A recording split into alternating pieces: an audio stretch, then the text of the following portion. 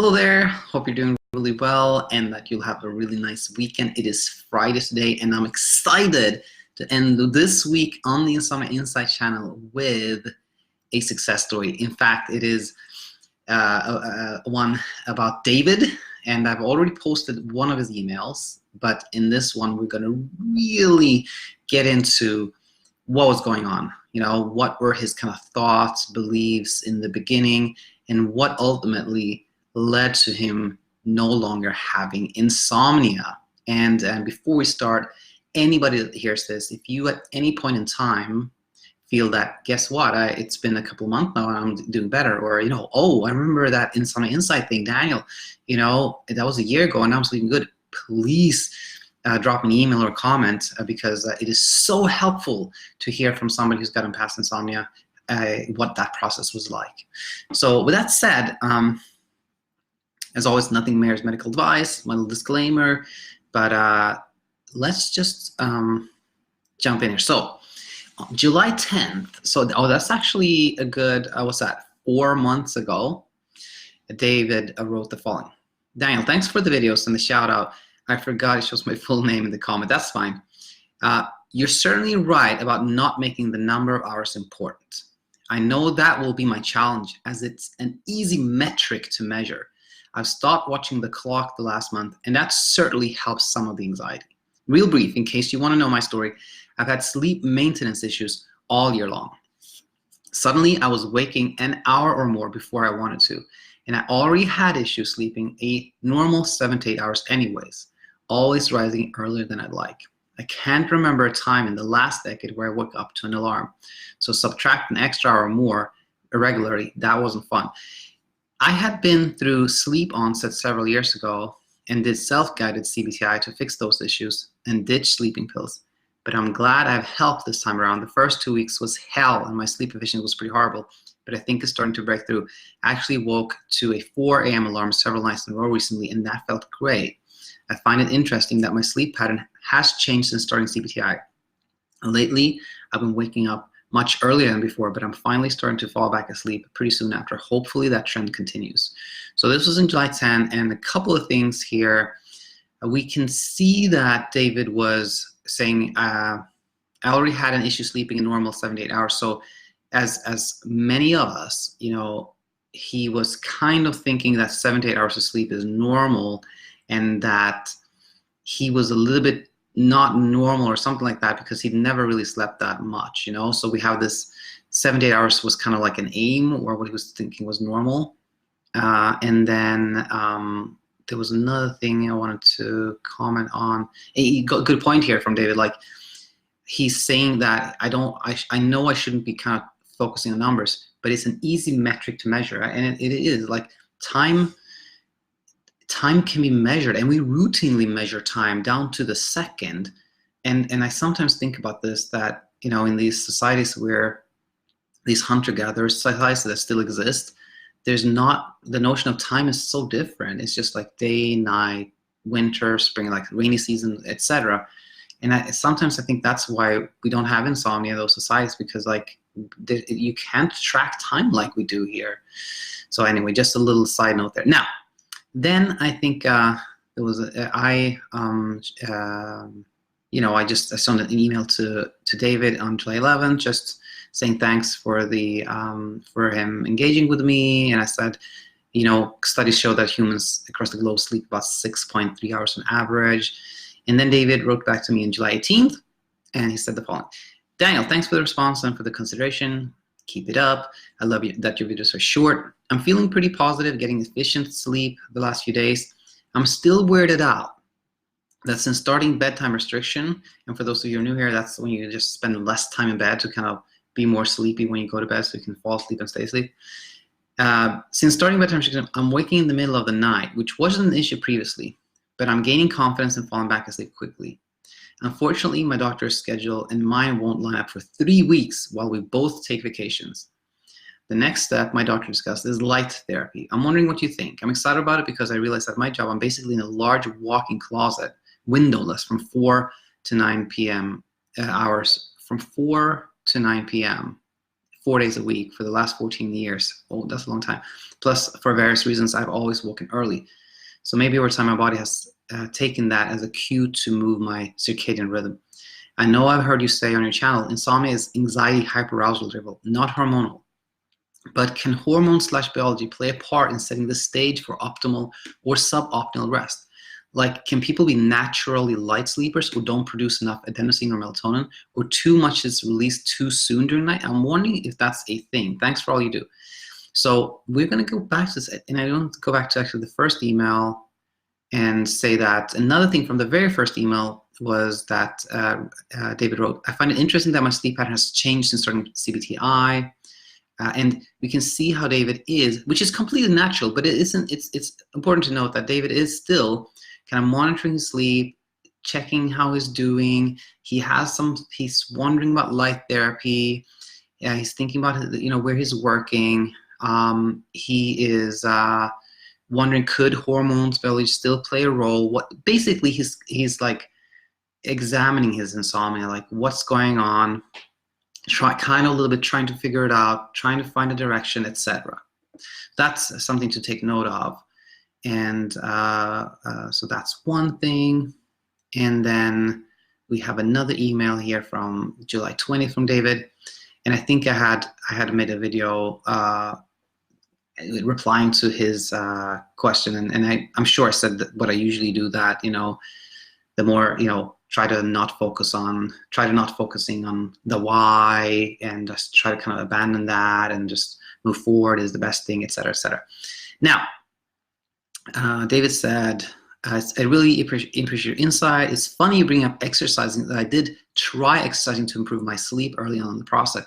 And I often say, exercising is great if it's just you enjoy it and it's a distraction, but if you try to exercise to sleep more, it's not a good idea. I actually had the opportunity to speak with a sleep physician during my daughter's appointment.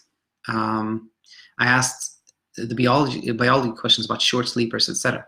Though not a full diagnosis, she thinks I may have just hit a rut, and that those studies say 7 to 9 is optimal. There's a subset not included in those studies where less than that is perfectly safe and healthy. I did give her a pause, though, when I asked about how a person's biology can play a role, sleep hormone production and handling. She actually didn't know and wanted to ask some of her colleagues at Stanford. And when I read that, I'm like, first of all, okay, now I'm going on a little side note here, but for everyone that's tuning in here, there's nothing that says that 7 to 9 is optimal. There are studies showing that the lowest correlation between like dying from any reason and sleep is like those people that estimate sleeping like 5.8 hours to 7 hours have the lowest kind of like correlation.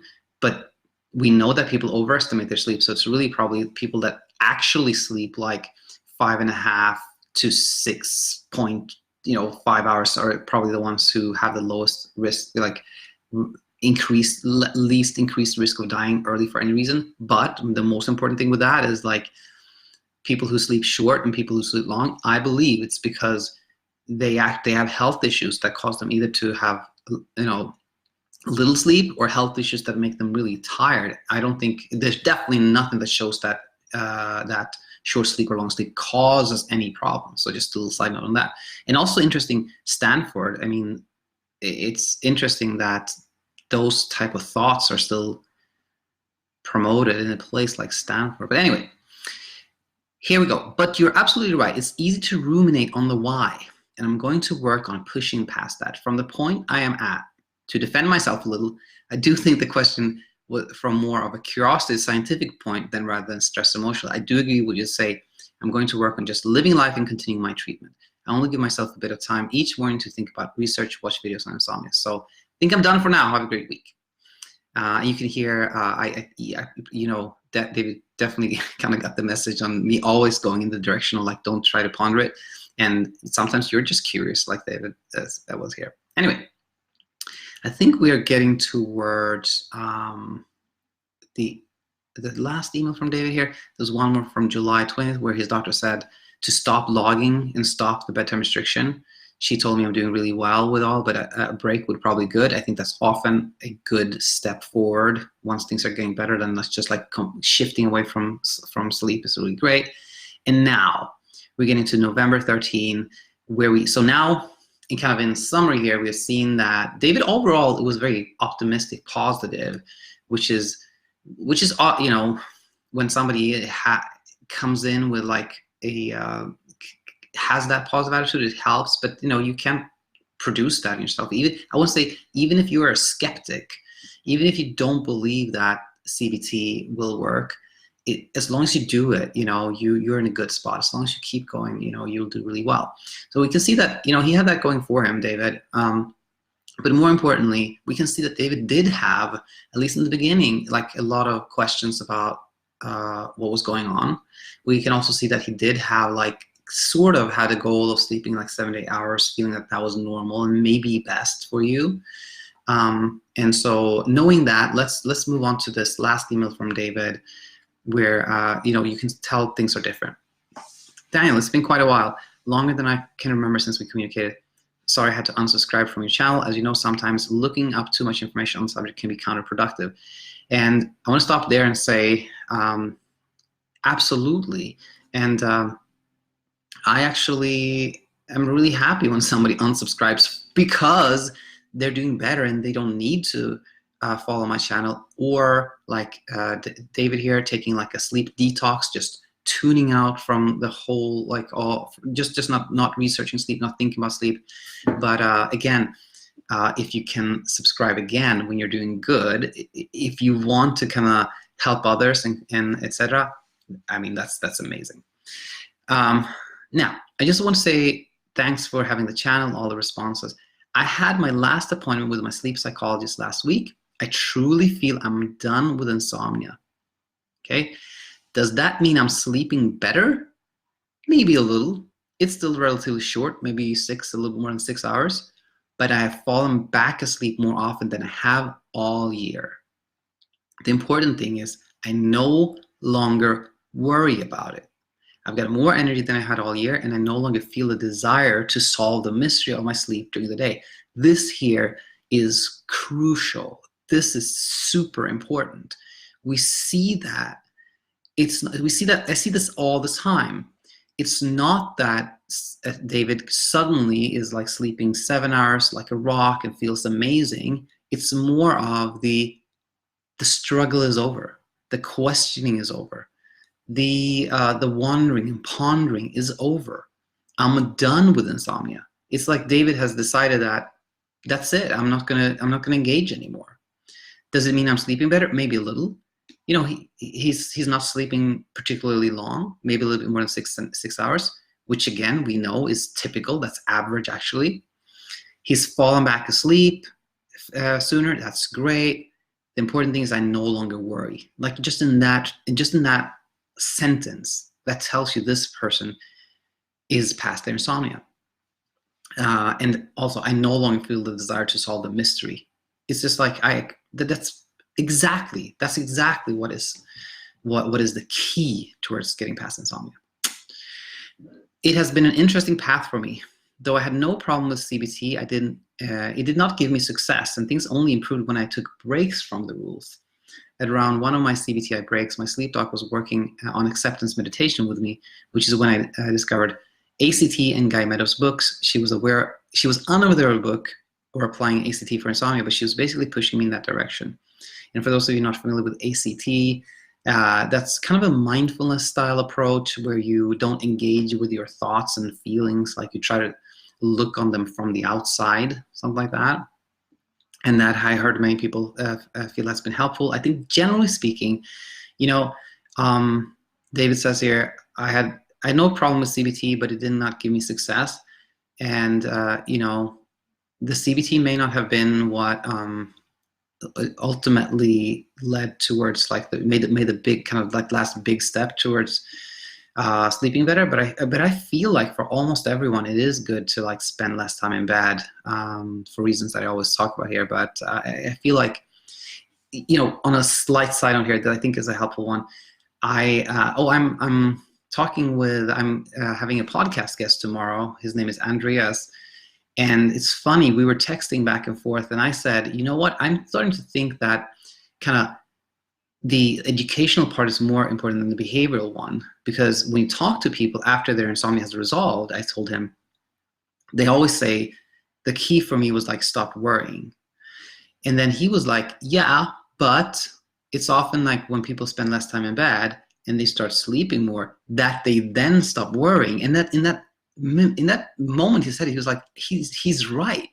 He's right. It's like a lot of times people spend less time in bed, they start sleeping more, and then they worry less. So it's like, so then I was like, you know what, you're right. I think I kind of pivoted back right there. I did a 180, and I was like, you're right. I think the behavioral change is, generally speaking, more important than education. I mean, it's different for everyone.